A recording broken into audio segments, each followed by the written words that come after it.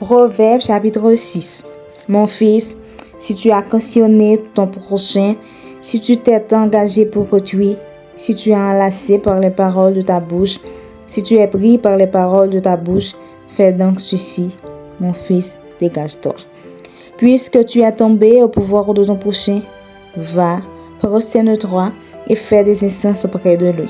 Ne donne ni sommeil à tes yeux, ni assoupissement à tes paupières. Dégage-toi comme la gazelle de la main du chasseur, comme l'oiseau de la main de l'oiseleur. Va vers la fourmi, paresseux. Considère ses voies et deviens sage. Elle n'a ni chef, ni inspecteur, ni maître. Elle prépare en été sa nourriture, elle amasse pendant la moisson de quoi manger. Paresseux, jusqu'à quand seras-tu couché? Quand te lèveras-tu de ton sommeil? Un peu de sommeil, un peu d'assoupissement, un peu croiser les mains pour dormir. Et la pauvreté te surprendra comme un rôdeur, et la disette comme un homme en armes. L'homme pervers, l'homme inique, marche la fausseté dans la bouche. Il cligne des yeux, parle du pied, fait des signes avec les doigts. La perversité est dans son cœur. Il médite le mal en tout temps. Il existe des querelles. Aussi sa ruine arrivera-t-elle subitement. Il sera brisé tout d'un coup et sans remède. Il y a 6 choses que est l'Éternel, et mais 7 qu'il y en a en horreur. Les yeux hautains, la langue menteuse, les mains qui répandent le sang innocent, le cœur qui médite des projets iniques, les pieds qui se hâtent de courir au mal, le faux témoin qui dit des mensonges et celui qui existe des querelles entre frères. Mon fils, garde les préceptes de ton père et ne rejette pas l'enseignement de ta mère. Lis-les constamment sur ton cœur, attache-les à ton cou. Ils te dirigeront dans ta marche, ils te garderont sur ta couche et ils te parleront à ton réveil. Car le précepte est une lampe et l'enseignement une lumière, et les avertissements de la correction sont le chemin de la vie. Ils te préserveront de la femme corrompue, de la langue doucereuse de l'étrangère. Ne la convoite pas de ton cœur pour sa beauté, et ne te laisse pas séduire par ses paupières.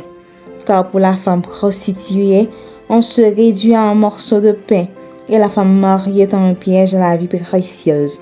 Quelqu'un mettra-t-il du feu dans son sein, sans que ses vêtements s'enflamment? Quelqu'un marchera-t-il sur ses charbons ardents, sans que ses pieds soient brûlés? Il y en est de même pour celui qui va vers la femme de son prochain. Quiconque la touche ne restera pas impuni. On ne tient pas pour innocent le voleur qui dérobe, pour satisfaire son appétit quand il a faim. Si on le trouve, il fera une restitution au septuple. Il donnera tout ce qu'il y a de sa maison. Mais celui qui commet un adultère avec une femme est dépourvu de sens. Celui qui veut se perdre agit de la sorte. Il n'y aura que plaie et ignominie, et son opprobre ne s'effacera point. Car la jalousie met un homme en fureur, et il est sans pitié au jour de la vengeance. Il n'y a égard à aucune rançon, et il est inflexible quand même tu multiplieras les dons.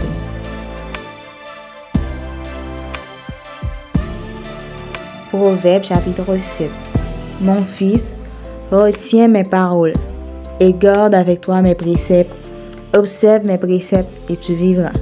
Garde mes enseignements comme la prunelle de tes yeux, lis-les sur tes doigts, écris-les sur la table de ton cœur. Dis à la sagesse, tu es ma sœur, et appelle l'intelligence ton ami, pour qu'elle te préserve de la femme étrangère, de l'étrangère qui emploie des paroles doucereuses. J'étais à la fenêtre de ma maison, et je regardais à travers mon treillis. J'aperçus parmi les stupides un garçon dépourvu de sens. Il passait dans la rue, près de l'angle où se tenait une de ces étrangères, et il se dirigeait lentement du côté de sa demeure. C'était au crépuscule pendant la soirée, au milieu de la nuit et de l'obscurité. Et voici, il fut abordé par une femme, et en la mise une prostituée et la ruse dans le cœur.